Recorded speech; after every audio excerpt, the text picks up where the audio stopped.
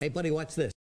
Hello, hello, Regis Kilbin is the name, and Heroes of the Storm is the game, and I'm here today with a talent build guide for the new hero, Chromie. I've been enjoying Chromie on the public test realm. She's about to hit the live servers, and if you're looking for a way to play her, I think I've got a pretty cool one. This build is called the Dragon Chromie, because it focuses on her W ability, Dragon's Breath in particular. A lot of people play Chromie with a Q build, but I think that's a little bit challenging for the average player to pull off, and I think the W build that I propose in this video is much better for low to high tier players. Now, like master level players can certainly hit their Qs quite consistently, but for everybody else, the W is a lot easier to hit, so focusing on it will give you a more consistent and reliable way to play Chromie. Plus, one advantage of this build that is not discussed and I think makes Chromie a lot better is that it gives her a way more consistent way to do wave clear.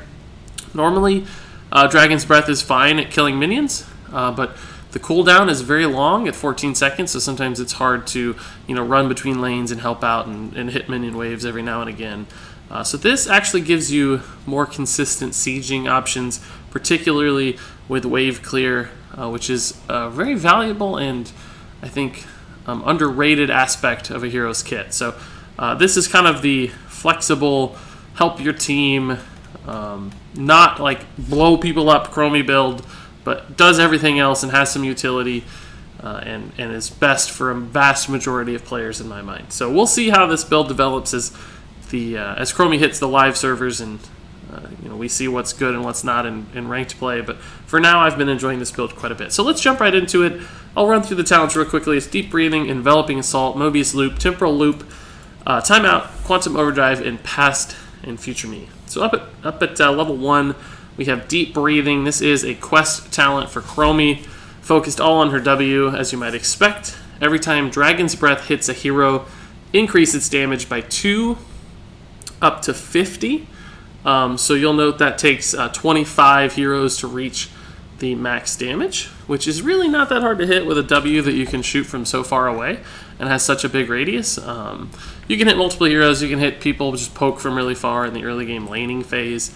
So these stacks come surprisingly quickly. And after hitting 25 heroes, you increase this damage by an additional 150. So that means a 200 total bonus. At level 20, it does 965 damage by default, so when that quest is complete, you'll be hitting for 1165, which is very hard every 7 seconds, as you'll note.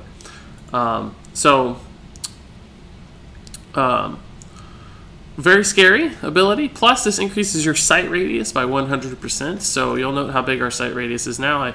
I wish I had completed this quest before doing the video, but alas, I haven't, so I can't show you the new sight radius, but needless to say, it's quite large.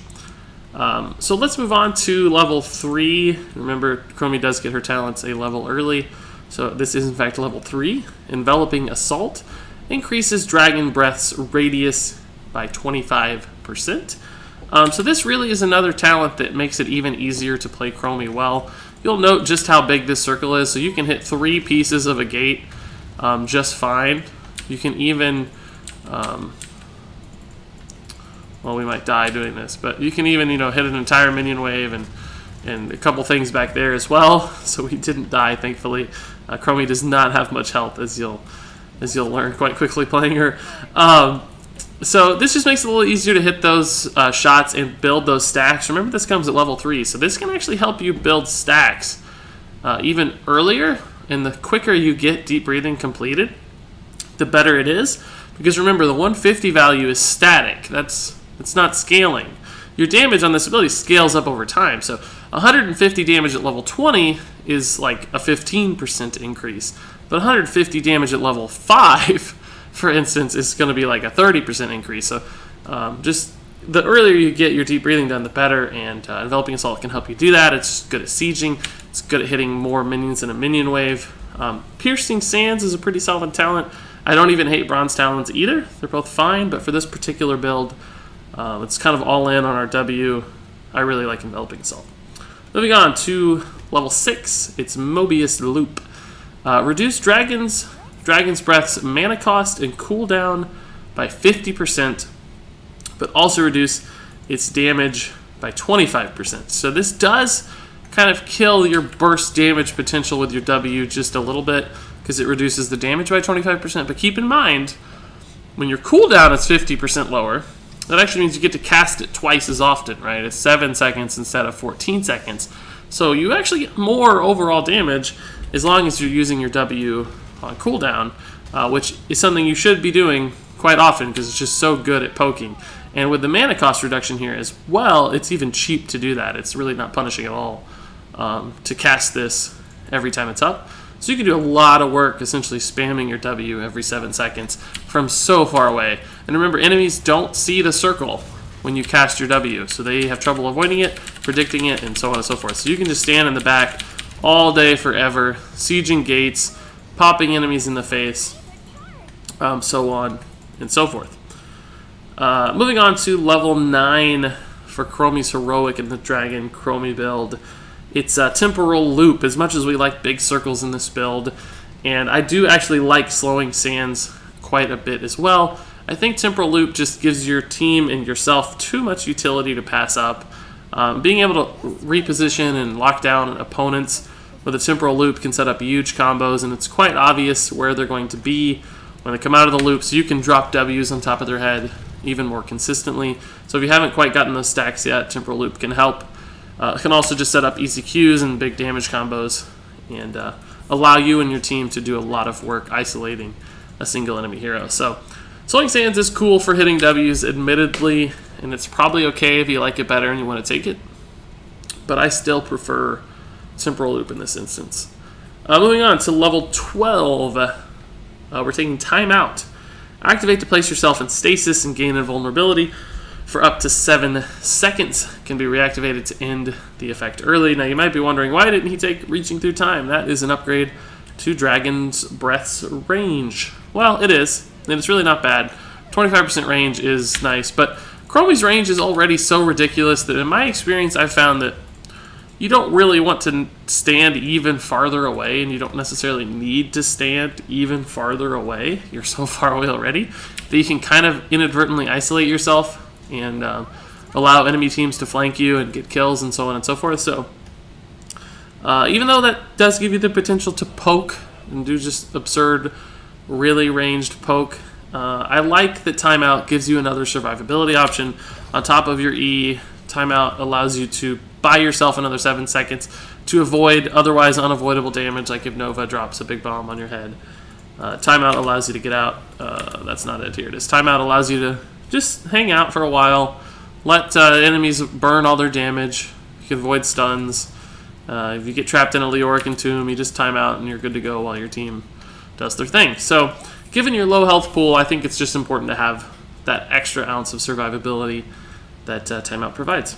Moving on to level 15, we're choosing Quantum Overdrive. This is an activated ability, as you saw me accidentally cast a moment ago.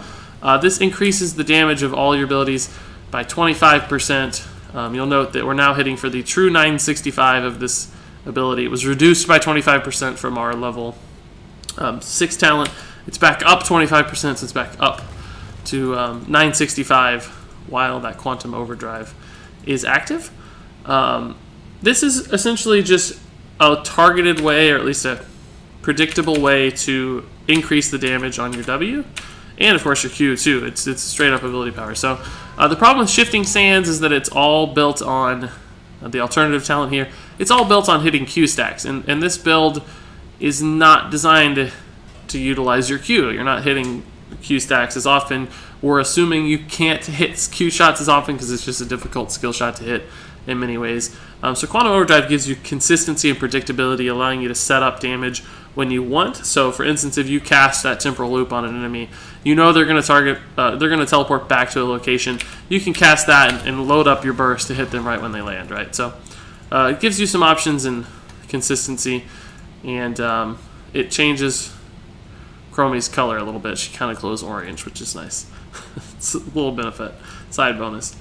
Finally, level 19, we'll take Past and Future Me. You might be saying, hey, I thought this was a W build. Why are you giving me Q talents? What's up, dude? Well, there's no W talents on level 19, right? Temporal Loops, Upgrade Loophole. Also, It kind of supports a W build in some ways, since if you catch 3 heroes in a loop, you can hit 3 heroes with your W. But that's not always good. Sometimes it's actually bad to catch multiple heroes, because you're not isolating a person, you're kind of giving them teammates to come along with them. And we're not like trying to blow people up with Dragon's Breath. Remember, we're doing it more consistently over time. So we're not necessarily looking for that one big moment where one big Dragon's Breath wins the game. And Past and Future Me just gives you a little bit more consistent damage. Essentially, it doesn't suit the build, but it's still just the best overall talent, so it makes the cut anyway. So between all the angles you're throwing here, between all the hidden W's, you can actually just cause a lot of chaos in a team fight and hit people from every different direction all the time, and do just silly kinds of poke damage consistently. And that's what Chromie is really all about in my mind. So there you have it. That's the Dragon Chromie build. I think it's ideal for learning to play Chromie, and perhaps even good once you've mastered Chromie. And even if you're hitting Qs, I kind of like the utility of a big AoE compared to a thin skill shot. So I think I'll probably be sticking with the Dragon's Breath build, but again, we'll have to see how Chromie shakes out in ranked play and look at the numbers and determine what has the best win rates to go from there. But for now, this is my recommended early Chromie build, Dragon Chromie. If you have any questions about this build, let me know in the comments. I'm happy to discuss it, or Chromie in general, with you. Thanks so much for watching, and until next time, game on.